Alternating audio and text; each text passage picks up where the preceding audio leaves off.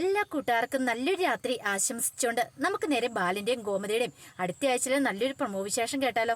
ആദ്യമായി കാണുന്നവരാണെങ്കിൽ ചാനൽ ഇഷ്ടപ്പെട്ട ഒന്ന് സബ്സ്ക്രൈബ് ചെയ്യാൻ മറക്കരുതേ. അതോടൊപ്പം തന്നെ കണ്ടുകൊണ്ടിരിക്കുന്ന എല്ലാവരുടെ സപ്പോർട്ടിലേക്കും തുടർന്നും പ്രതീക്ഷയുണ്ട്.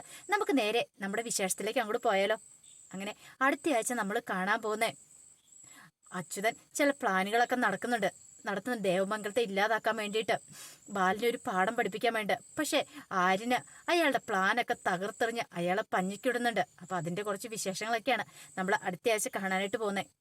കഴിഞ്ഞ ദിവസം നമ്മൾ കണ്ടു ബാലന് ഗോമതിയുടെ മീനാക്ഷിയോടും പറഞ്ഞു, അതെ നിങ്ങൾക്ക് ആര്യനെ കാണാൻ പോവാണെങ്കിൽ നിങ്ങൾ കണ്ടോളാൻ പറയാണ് പോയി. അങ്ങനെ എന്ത് ചെയ്യണം, ആര്യനെയും മിത്രയും കാണാൻ വേണ്ടിട്ട് ഗോമതിയും മീനാക്ഷിയും കൂടെ അങ്ങോട്ട് ചെല്ലുവാണ്. അങ്ങനെ അവിടെ ചെന്ന് കഴിഞ്ഞപ്പോഴത്തേനും മിത്ര അവിടെ ഉണ്ടായിരുന്നുള്ളൂ. പിന്നീട് മിത്രയോട് കുറെ സമയം സംസാരിക്കുന്നുണ്ട്, ആര്യനെ കുറിച്ചൊക്കെ ചോദിക്കുന്നുണ്ട്. പിന്നീട് മിത്ര പറഞ്ഞ് നല്ല മാറ്റമുണ്ട് ഈ വീട്ടിൽ വന്നതിന് ശേഷം എന്ന് പറയാണ്. ഇത് കേട്ട് കഴിഞ്ഞപ്പോ ഗോമതിക്ക് ശരിക്കും ഒരു സന്തോഷമായത്. താൻ കാരണമാണല്ലോ ഈ പ്രശ്നമെല്ലാം ഉണ്ടായത്. ഒരു തെറ്റും ചെയ്യാത്ത ആര്യനാ. പക്ഷേങ്കില് എന്ത് ചെയ്യാൻ പറ്റും, അവനും മിത്രയും തമ്മിൽ ഒന്നിപ്പിച്ചതാണ്. അവർക്കൊരു നല്ല ജീവിതം ഉണ്ടായില്ലെങ്കിൽ ഒരു പക്ഷേങ്കിൽ അത് തന്റെ തെറ്റു മാത്രമായിരിക്കും. അതൊരു കാരണവശാലും സംഭവിക്കാൻ പാടില്ല. അതുകൊണ്ട് മിത്രയോട് പറഞ്ഞതേ നല്ല രീതിയിൽ തന്നെ നിങ്ങൾ രണ്ടുപേരും ജീവിക്കണം എന്ന് ആഗ്രഹം എനിക്ക് ഉറപ്പുണ്ട്. ആരും നല്ലവരാ, അതുകൊണ്ട് നിങ്ങൾക്ക് നല്ലൊരു ജീവിതം ഉണ്ടാകത്തുള്ളൂ എന്ന് അറിയാം. മിത്ര പറഞ്ഞു, അതൊന്നും കുഴപ്പമില്ലമ്മേ, എന്താണെങ്കിലും ആരും നല്ല മാറ്റം കാണുന്നുണ്ട്. വീട്ടിൽ നിന്ന് മാറിയതോട് കൂടിയിട്ട് ആരിന് നല്ല ഉത്തരവാദിത്വ ബോധം ഉണ്ടെന്ന് പറയണേ. ഇത് കേട്ടത് മീനാക്ഷി പറഞ്ഞു, അത് പിന്നെ അറിയാവുന്ന കാര്യമല്ലേ, ആരിന്റെ സ്വഭാവം നല്ലതാണ്. ആ കുടുംബത്തിലെ ഏറ്റവും നല്ലവൻ അവനാണ്. കാരണം എല്ലാവരെയും സ്നേഹിക്കാനും മനസ്സിലാക്കാനും എല്ലാം കഴിയുന്ന അവനാന്ന് പറയണം. ഇത് കേട്ടുകഴിഞ്ഞപ്പത്തിനും മിത്ര പറഞ്ഞു, അത് ശരിയാ, എന്നെ പഠിപ്പിക്കാനാണെങ്കിൽ ആരും നല്ലവണ്ണം കടന്ന് കഷ്ടപ്പെടുന്നുണ്ട്. ഓരോ ദിവസം എനിക്ക് തന്നെ സങ്കടം വരുന്നുണ്ട് അമ്മയെന്ന് പറയണം. ഈ സമയം ആര്യൻ അങ്ങോട്ട് വന്നേ. പിന്നീട് ആര്യം വന്ന് സംസാരിച്ചിരിക്കുകയാണ്. പിന്നീട് മിത്ര പറഞ്ഞു, അതെ എനിക്ക് ആര്യം ബർത്ത്ഡേക്ക് കേക്കൊക്കെ വാങ്ങിച്ചോണ്ട് വന്ന് പറയുക. ഇത് കേട്ടത് ആര്യം പറഞ്ഞു, അത് പിന്നെ നിന്റെ ഫ്രണ്ട്സൊക്കെ പറഞ്ഞു നിന്റെ ബർത്ത്ഡേ എന്ന് പറഞ്ഞുകൊണ്ട് മാത്രം ഞാൻ വാങ്ങിച്ചോണ്ട് തന്ന, അല്ലാതെ നിന്നോടുള്ള ഇഷ്ടം കൊണ്ടൊക്കെ അല്ലെന്ന് പറയണം. അതിനുശേഷം മീനാക്ഷിയെ മിത്ര ചോദിച്ചു, നിങ്ങൾ രണ്ടുപേരും ഒരുമിച്ചാണ് കിടക്കണേന്നൊക്കെ ചോദിക്കുക. ഇതെല്ലാം കേട്ട് കഴിഞ്ഞപ്പോഴത്തേനും മിത്ര പറഞ്ഞ, അല്ല ആരിനും വേറെ കിടക്കണേ, ഞാൻ ഇപ്പുറത്തെ മുറിയിലാന്നൊക്കെ പറയാണ്. ഇത് കേട്ടത് മീനാക്ഷിക്ക് ഒരു സങ്കടം വന്നു. കാരണം ഇപ്പോഴും ആരിനും ഒരു പക്ഷേങ്കിൽ മിത്രനെ ഉൾക്കൊള്ളാൻ സാധിക്കാത്തതുകൊണ്ടാണോ ഇങ്ങനെയൊക്കെ സംഭവിച്ചിരിക്കുന്നതെന്നും ഒരു ചിന്തയുണ്ടായിരുന്നു. പിന്നീട് കുറെ സമയം കൂടെ സംസാരിച്ചിരുന്നിട്ടാണ് അവര് വീട്ടിലേക്ക് വരുന്നത്. അങ്ങനെ വീട്ടിലേക്ക് പോരുന്ന വഴി തന്നെ ഗോമതിയോട് മീനാക്ഷി ആ കാര്യങ്ങളൊക്കെ പറയുന്നുണ്ട്. അവരൊരു വീട്ടിലാണെങ്കിൽ പോലും അവരുടെ മനസ്സും കൊണ്ട് അവർ അടുപ്പമുണ്ടായി വരുന്നുള്ളൂ. പക്ഷേങ്കിൽ അവര് ഇപ്പോഴും ഒന്നിച്ചല്ല ഉറങ്ങണേ, രണ്ടുപേരും രണ്ട് സ്ഥലത്തായിട്ട് ഉറങ്ങണേന്ന് പറയാണ്. അതായത് ഭാര്യ ഭർത്താക്കന്മാരായിട്ട് അവർ ഇത്രയും കാലം ജീവിച്ചിട്ടില്ലെന്ന് അതിനർത്ഥം. ഇത് കേട്ടതും ഗോമതി പറഞ്ഞു, എനിക്ക് വല്ലാത്ത സങ്കടം വരുന്നുണ്ട്. പാവം എന്റെ ആര്യൻ, ഞാൻ കാരണമാണല്ലോ അവന്റെ ജീവിതം ഈ വിധമായി തീർന്നത്. ഞാനാണല്ലോ അവന്റെ ജീവിതം നശിപ്പിച്ചേ. മിത്രമോള് നല്ലതാ, എന്റെ നേരത്തെ മുതൽ ആഗ്രഹമായിരുന്നു മിത്രനെ കുടുംബത്തിലേക്ക് കൊണ്ടുവരണമെന്ന്. പക്ഷെ അത് ഇങ്ങനെ ഒരു സാഹചര്യത്തിലായിപ്പോയി. എനിക്ക് അവരെ ഒന്നിപ്പിക്കണമെന്ന് ആഗ്രഹമുണ്ട്. ആര്യനും മിത്രയും തമ്മിൽ ഒരു കാരണവശാലും വഴക്കൂടി പിരിയാനൊന്നും പാടില്ല. അവർ രണ്ടുപേരും ഒന്നിച്ച് സന്തോഷത്തോടെ ജീവിക്കണം. അതാ എന്റെ ആഗ്രഹം എന്ന് പറയാം. ഇതൊക്കെ കേട്ട് കഴിഞ്ഞപ്പോഴത്തേനും മീനാക്ഷി പറഞ്ഞു, അമ്മ അതൊന്നും ഓർത്ത് പേടിക്കണ്ടെന്ന്. എന്താ, അതൊക്കെ ശരിയാകും. ഇങ്ങനെ ഒരു കുറച്ച് നാളും കൂടെ മുന്നോട്ട് പോവാണെങ്കിൽ എനിക്ക് ഉറപ്പുണ്ട് ആരും നന്നാവും അമ്മയെന്ന് പറയണം. ആരും മിത്രയും തമ്മിലുള്ള എല്ലാ പ്രശ്നങ്ങളും തീരുമെന്ന് പറയാം. അല്ല അവരെ ഇങ്ങോട്ട് കൂട്ടിക്കൊണ്ട് വന്നാലോ? അതൊരിക്കലും വേണ്ട. ഇങ്ങോട്ട് കൂട്ടിക്കൊണ്ട് വന്നിട്ടുണ്ടെങ്കിൽ പ്രശ്നം തീരുമെന്നാണ് അമ്മയ്ക്ക് തോന്നേ. ഒരിക്കലും ഇല്ല. ഇങ്ങോട്ട് കൂട്ടിക്കൊണ്ട് വന്നിട്ടുണ്ടെങ്കിൽ പ്രശ്നം ഒന്നുകൂടെ രൂക്ഷമാകത്തുള്ളൂ. അവർ രണ്ടുപേരും ഒന്നിക്കണമെങ്കിൽ ഏറ്റവും നല്ലത് ആ വീട്ടിൽ താമസിക്കുന്ന. ഇപ്പൊ തന്നെ കണ്ടില്ലേ, പഴയതുപോലെയല്ല, ഇച്ചിരി അടുപ്പമൊക്കെ തോന്നി തുടങ്ങിയിട്ടുണ്ട്.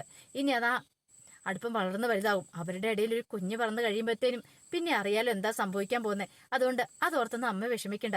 ഇപ്പോഴത്തെ ഈ സാഹചര്യത്തിൽ അവരിങ്ങനെ മുന്നോട്ട് പോവുകയാണെങ്കിൽ ഉറപ്പായിട്ടും അധികം വൈകാതെ തന്നെ അവർക്കൊരു കുഞ്ഞുണ്ടാവും എന്ന് പറയാം. ഗോമതി ചേച്ചി, ശരിയാണോ മോളെ നീ പറയണേന്ന് ചോദിക്കാം. അതെന്താമേ, ഞാൻ പറഞ്ഞ അമ്മയ്ക്ക് വിശ്വാസമായില്ലേന്ന് ചോദിക്കും. അല്ല അതൊക്കെ മനസ്സിലായി, എന്നാലും അതെ അമ്മ വിഷമിക്കൊന്നും വേണ്ട, ഞാൻ പറഞ്ഞിട്ടുള്ള ശരിയായിട്ടുള്ള കാര്യമെന്ന് പറയണം. പിന്നീട് അപ്പുറത്ത് നന്ദിത ഇങ്ങനെ ആകപ്പാടെ വിഷമിച്ച് നിൽക്കുകയാണ്. നന്ദിതയ്ക്കാണ് ആകപ്പാടെ ടെൻഷനാ.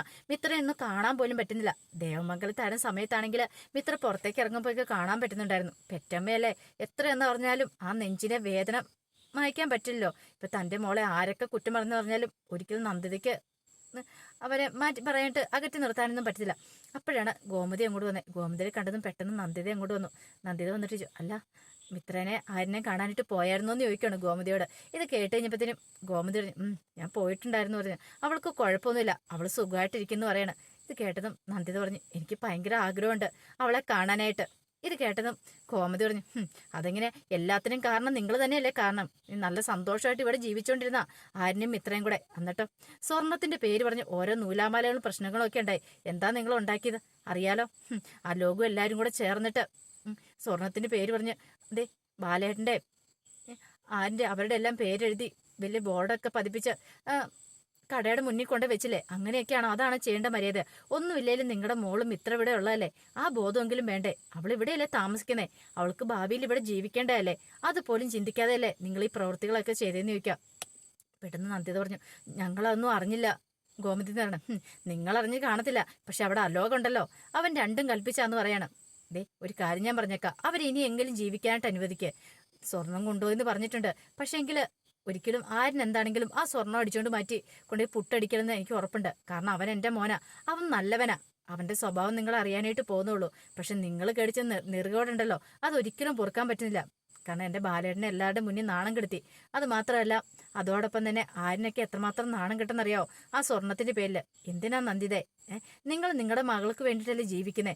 അവൾക്ക് വേണ്ടി ജീവിക്കുന്നതാണെങ്കിൽ, അവളോട് സ്നേഹം ഉണ്ടെങ്കിൽ ഇങ്ങനെയാണോ കാണിക്കേണ്ടിയിരുന്നേ? ഒരിക്കലും അല്ല. അവൾക്ക് വേണ്ടി കരുതിയിരുന്ന ആ സ്വർണം അവൾക്ക് കൊടുക്കുകയല്ലേ ചെയ്യണ്ടേ? അതിന്റെ പേരിലോ നിങ്ങൾ എന്തൊക്കെ പ്രശ്നങ്ങൾ ഉണ്ടാക്കി. എല്ലാം സഹിച്ച് ക്ഷമിച്ചും പോയില്ലേ. അത് കൂടാതെ ആരിനെ വളഞ്ഞിട്ട് ആക്രമിച്ചില്ലേ ആ ലോകവും എല്ലാരും കൂടെ ചേർന്നിട്ട്. ഇത് കേട്ട് നന്ദിത പറഞ്ഞു, ഞാൻ പറഞ്ഞല്ലോ, ഞാനതൊന്നും അറിഞ്ഞിട്ടില്ല എന്ന് പറയാണ്. പിന്നെ മിത്ര ചെയ്ത അത്ര നല്ല കാര്യമൊന്നും എനിക്ക് പറയാനും പറ്റില്ല. കാരണം അവള് ഞങ്ങളെല്ലാരും നാണം കെടുത്തി ഇറങ്ങി പോയതല്ലേന്ന് ചോദിക്കും. അതുകൊണ്ട് എന്താ കുഴപ്പം? നല്ല സന്തോഷമായിട്ട് ജീവിക്കുന്നില്ലേ? പിന്നെ എന്താ കുഴപ്പമിരിക്കണേ? മിത്രൻ അവളെ പൊന്നു പോലെയാ നോക്കുന്നേ. അവളെ പഠിപ്പിച്ച് ഒരു IAS ആക്കണം എന്ന് അവന്റെ ആഗ്രഹം. അതുപോലെ തന്നെ അവൾ നന്നായിട്ട് പഠിക്കുന്നുണ്ട്. അതുകൊണ്ട് കുഴപ്പമൊന്നുമില്ല, ധൈര്യമായിട്ടിരിക്കാനൊക്കെ പറയുന്നുണ്ട്. പിന്നെ ഒരു കാര്യം, ദൈവത്തെ ഓർത്ത് ഇനി അവരെ ഉപദ്രവിക്കരുതെന്ന് പറയണമെന്ന് പറയണം. ഇതെല്ലാം പറഞ്ഞിട്ട് ഗോമതി അങ്ങോട്ട് പോന്നു. ഈ സമയം നന്ദിതയ്ക്ക് വല്ലാത്ത സങ്കടമായിപ്പോയി. നന്ദിത എന്ത് ചെയ്യണം, വീട്ടിലേക്ക് കയറി ചെല്ലുക. അപ്പോഴേക്കും അങ്ങോട്ട് അലോക് അങ്ങോട്ട് ഇറങ്ങി വന്നു. അലോകിനെ കണ്ടതും നന്ദിത പറഞ്ഞു, അതെ അലോകെ, ഒരു കാര്യം ഞാൻ പറഞ്ഞേക്കാം. മിത്രനെ അവനെ അവരുടെ വഴിക്ക് വിട്ടേക്കാൻ പറയണം. അതെന്താ വല്യമ്മ അങ്ങനെ പറഞ്ഞേ? അതെ, നീ ഇനി അവരുടെ പുറകെ പോണ്ട. ആ സ്വർണത്തിന്റെ പേരും പറഞ്ഞിട്ട് ഇവിടെ ഒരു വഴക്കോ അടിയോ പ്രശ്നങ്ങളൊന്നും വേണ്ട. അത് എത്രയാണെന്ന് വെച്ചാൽ അവരെടുത്തോട്ടെ. അല്ലെങ്കിലും അത് മിത്രയ്ക്ക് അവകാശപ്പെട്ടല്ലേ, മിത്രയ്ക്ക് കൊടുത്തേക്കുന്നതല്ലേ. അപ്പൊ മിത്ര ഇത് എന്താന്ന് വെച്ചാൽ ചെയ്യട്ടെന്ന് പറയണം. ഓഹോ, ഇപ്പൊ അങ്ങനെയല്ലേ? നമ്മൾ വെറും വെറുതേക്കാര്. എല്ലാം ഒപ്പിച്ചു വെച്ചിട്ട് അവരിപ്പൊ നല്ല മിടുക്കരല്ലേന്ന് ചോദിക്കണം. അതുകൊണ്ടല്ല പറഞ്ഞത്, അറിയാലോ. ഒരു കാരണവശാലും അവർക്കൊരു പ്രശ്നങ്ങളൊന്നും ഉണ്ടാകാൻ പാടില്ല. അവരുടെ ജീവിതം നല്ല സുരക്ഷിതമായിട്ട് പോകണമെന്ന് പറയണം. അപ്പൊ അതിന് അച്യുതൻ അങ്ങോട്ട് ഇറങ്ങി വന്നു. എന്താ കാര്യം ചോദിക്കുകയാണ്. അത് പിന്നെ കണ്ടോ, വല്യമ്മ പറയുക, നമ്മൾ എന്തോ വലിയ പ്രശ്നം ഉണ്ടാക്കിയെന്ന് ആ ആരിനോടും മിത്രയോടും. അവള് ചെയ്ത് വെച്ച് നോക്കുമ്പോ അതിന് നാലിലൊന്നും പോലും നമ്മൾ ചെയ്തിട്ടില്ല. കല്യാണം മുടക്കി, എന്നിട്ടോ അതൊക്കെ നമ്മൾ സഹിക്കുകയും ക്ഷമിക്കുകയും ചെയ്തില്ലേ. ഇപ്പോഴും വല്യമ്മയുടെ മോളാണ് പ്രധാനം. അവര് കൊണ്ടുപോയി സ്വത്തെല്ലാം സ്വർണം കൊണ്ടുപോയി തിന്നൊന്നും വല്യമ്മയ്ക്ക് ഒരു കുഴപ്പമില്ല. ഇത്ര പെട്ടെന്ന് വല്യമ്മയ്ക്ക് ഇത് ഇങ്ങനെ മാറാൻ കഴിയുമെന്ന് പറയണം. നന്ദിത് പറഞ്ഞു, അവളെന്റെ മോളാ, അവൾക്കൊരു പോറൽ സംഭവിച്ചിട്ടുണ്ടെങ്കിൽ എനിക്ക് സഹിക്കാനും ക്ഷമിക്കാനും പറ്റില്ലെന്ന് പറയാം. ഇത് കേട്ടതും അവൻ പറഞ്ഞു, അച്യുതൻ പറഞ്ഞു, ഒരു കാര്യം ഞാൻ പറഞ്ഞേക്കാം. എന്തൊക്കെ ആരൊക്കെ പറഞ്ഞാലും ശരി, അതെ എത്രയും പെട്ടെന്ന് ഈ കാര്യത്തിലൊരു തീരുമാനം എടുക്കുമെന്ന് പറയാണ്. അവനെ അങ്ങനെ വെറുതെ വിടാനൊന്നും ഉദ്ദേശിച്ചില്ല. ഒരു കാര്യം എനിക്ക് ഉറപ്പായി, ഈ കുടുംബത്തെ രണ്ടാക്കി പിരിക്കാനായിട്ട് അവരെല്ലാം കൂടെ ശ്രമിച്ചുകൊണ്ടിരിക്കുന്നത്, അതൊരിക്കലും നടക്കില്ലെന്ന് പറയണം. ആ സമയം നന്ദിത നേരെ അനന്തന്റെ അടുത്തേക്ക് ഇല്ലുവാണ്. അനന്തന്റെ അടുത്ത് നിന്നിട്ട് അതെ, ഒരു കാര്യം ഞാൻ പറഞ്ഞേക്കാം. മിത്രമോൾക്ക് അവകാശപ്പെട്ട സ്വത്താ കൊടുത്തിരിക്കുന്നത്. അവളത് എന്ത് വേണേലും കാണിച്ചോട്ടെ. ഇനി അതിന്റെ പേരിൽ ഒരു പോലീസോ കേസോ കോടതിയോ ഒന്നും വേണ്ട. പറഞ്ഞേരെ അച്യുതനോടും അലോകിനോടും ഒക്കെ ഈ കാര്യം അനന്തേട്ടൻ ഒന്ന് പറഞ്ഞേക്കാൻ പറയാണ്. അല്ലെങ്കിൽ നമുക്ക് നമ്മുടെ മോളെയും ആര്യനെയൊക്കെ നഷ്ടാവെന്ന് പറയാണ്. അതെ, ആരിനെന്തെങ്കിലും സംഭവിച്ചിട്ട് പിന്നെ മിത്രമോള് വെറുതെ ഇരിക്കുമെന്ന് തോന്നുന്നുണ്ടോ? അതുകൊണ്ടാണ് ഞാൻ ഈ കാര്യങ്ങളൊക്കെ പറഞ്ഞെന്ന് പറയാം. ഇത് കേട്ടുകഴിഞ്ഞപ്പത്തേനും അനന്തൻ നേരെ അച്യുതന്റെ അടുത്തേക്ക് അല്ലോണം. അച്യുതന്റെ അടുത്തേക്ക് പറഞ്ഞു, അതെ എന്താളും മിത്രമോൾക്ക് കൊടുത്ത സ്വർണ്ണം അത് ഇനി അവൾ എടുക്കോ എന്ത് വേള ചെയ്തോട്ടെ. അതിന്റെ പേരിൽ നീയോ അലോകോ ഒരു പ്രശ്നം ഉണ്ടാക്കാൻ പോകണമെന്ന് പറയാം. അത് വല്ലാത്തൊരു ഫീലിങ്സ് ആയിരുന്നു അച്യുതനങ്ങ് സഹിക്കാൻ പറ്റിയില്ല. പിന്നീട് ബാലൻ കടയിൽ പോയിട്ട് അങ്ങോട്ട് വരുവാണ്.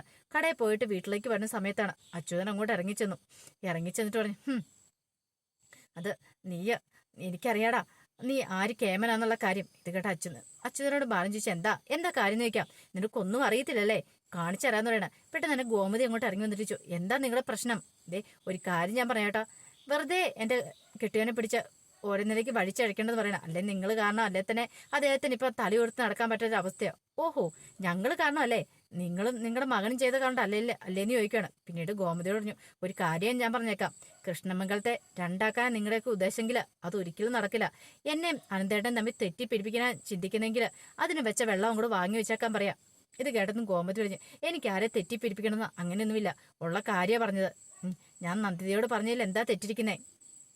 ഒരു പക്ഷേങ്കിൽ ആരിന്റെ മുറപ്പെണ്ണാണ് മിത്ര, അവർ തമ്മിൽ കല്യാണം കഴിച്ചാൽ എന്താ കുഴപ്പമിരിക്കുന്നത്? ആരിന് എന്തുകൊണ്ടും മിത്രയ്ക്ക് യോജിച്ചവനാ, അതുകൊണ്ട് നിങ്ങളുടെ കൂടുതലൊന്നും പറയണ്ടെന്ന് പറയാണ്. ഇത് കേട്ടതും അയാൾക്കണ്ട് സഹിച്ചില്ല. ഒരു കാര്യം ഞാൻ പറഞ്ഞേക്കാം, മര്യാദയ്ക്ക് ഇരുന്നിൽ നിന്നെ കൊന്നുള്ളൂ എന്ന് പറയണേ. ഇത്രയും കാലം സഹിച്ചു ക്ഷമിച്ച് മുന്നോട്ട് പോയി, പക്ഷെ ഇനി അങ്ങനെ ആയിരിക്കില്ലെന്ന് പറയണം. ഇത് കേട്ടതും ബാലന്റെ നിയന്ത്രണോട് തെറ്റി. നീ എന്താടാ പറഞ്ഞേ? എന്റെ ഗോമതിനെ കൊല്ലുക, ഒന്ന് കാണട്ടാടെന്ന് പറയണം. പിന്നീട് അച്യുതനെ പിടിച്ച് ഒറ്റ തള്ളുകളി. അച്യുതൻ തലയും കുത്തി താഴെ കിടക്കണം. അച്യുതൻ പിന്നെ അങ്ങോട്ട് ചെന്നു, ബാലന്റെ ഇടയിലേക്ക് ചെന്നു. ബാലൻ പിന്നെ അവിടെ ഒരു സംഹാര താണ്ഡവം തന്നെ ആടുവാണ്. അച്യുതനെ പ്രതീക്ഷിച്ച കാര്യമില്ല. അച്യുതൻ പറഞ്ഞു, നിനക്കിട്ട് ഞാൻ വെച്ചിട്ടുണ്ടാ, എന്ത് ചെയ്യണമെന്ന് എനിക്കറിയാന്ന് പറയാണ്. പിന്നീട് അച്യുതൻ അങ്ങോട്ട് പോയി. അതിനുശേഷം അലോകുമായിട്ട് കൂടി ആലോചിക്കുകയാണ്. അലോക് പറഞ്ഞു, അച്ഛാ ഇതങ്ങനെ വെറുതെ വിട്ടിട്ട് കാര്യമില്ല, നല്ലൊരു പണി തന്നെ അവനിട്ട് കൊടുക്കണമെന്ന് പറയണം. അല്ല എന്താ നീ ഉദ്ദേശിച്ചിരിക്കുന്നത്? അതൊക്കെ ഉണ്ടച്ചാന്ന് പറയാണ്. പിന്നീട് അച്യുതനോട് പറഞ്ഞു, അതെ എനിക്കറിയാവുന്ന 1-2 പാർട്ടീസ് ഉണ്ട്, അവരെ ഏർപ്പാടാക്കാന്ന് പറയണം. അങ്ങനെ അവന്മാർ അലോക് പോയിട്ട് അവന്മാരെ ഏർപ്പാടാക്കുകയാണ്.